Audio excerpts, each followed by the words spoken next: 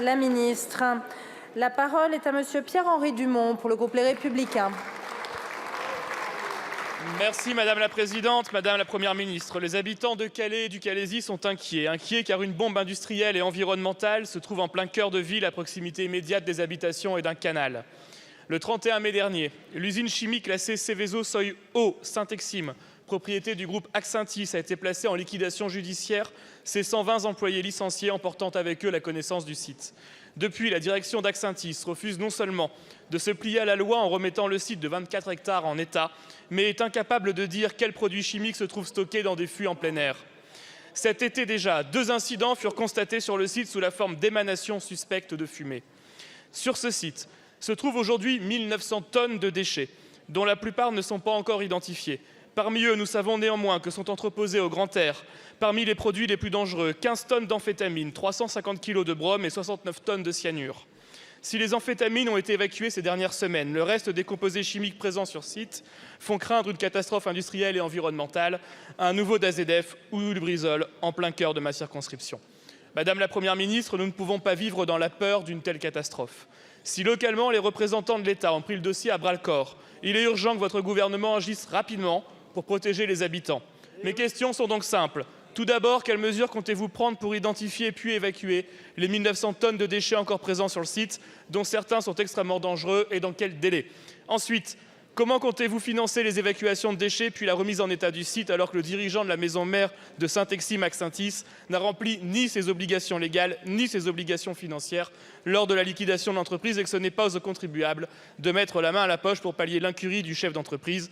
Enfin, allez-vous réclamer les millions d'euros de subventions publiques accordées aux patrons voyous d'Axentis, que ce soit pour le site de Calais ou pour ces autres sites en France? Je vous remercie. Merci beaucoup, mon cher collègue. La parole est à monsieur Christophe Béchu, ministre de la Transition écologique et de la cohésion des territoires. Madame la Présidente, Mesdames et Messieurs les députés, Monsieur le député Dumont, merci pour votre question, merci aussi pour votre vigilance. Vous avez rappelé les grandes lignes, une liquidation judiciaire au 31 mai d'un site Seveso Seuil Haut et dès le début du mois de juin, mes services, en l'espèce les inspecteurs de l'ICPE, ont constaté que les obligations de mise en sécurité n'avaient pas été remplies. Le préfet, de manière immédiate, a pris des arrêtés. Sauf que comme la société mère s'est débrouillée pour ne plus être joignable et pour ne pas avoir laissé les fonds nécessaires pour permettre la mise en sécurité, j'ai demandé, en coordination avec le préfet, à ce que l'ADEME, au titre de l'urgence impérieuse, intervienne pour sécuriser et pour commencer à évacuer l'ensemble de ces déchets dangereux. Les amphétamines et les 15 tonnes, c'est fait. Les 386 kg de brome, les 69 tonnes de cyanure, ce sera à compter de la mi-novembre que les opérations de déstockage interviendront. La particularité de ces déchets nécessitait des protocoles qui viennent d'être validés. Et donc, c'est à compter de la mi-novembre. Ensuite, il reste les 1900 tonnes de déchets qui, en termes de volume, sont extrêmement importants, qui feront l'objet d'un conditionnement et d'une sécurisation par la suite. Le financement. Nous avons d'ores et déjà, le préfet a fait le nécessaire, récupéré 805 000 € dans le cadre des garanties financières qui vont permettre d'être directement fléchés vers l'ADEME.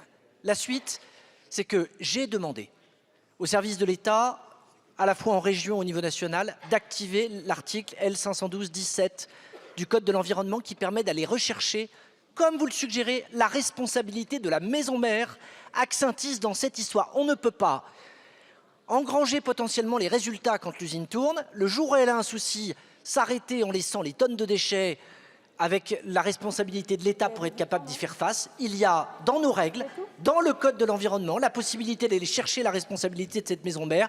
Vous êtes entendu, c'est l'action de l'État sur le plan gouvernemental et local dans votre circonscription. Je suis à votre disposition pour vous en donner davantage d'explications. Merci beaucoup, monsieur.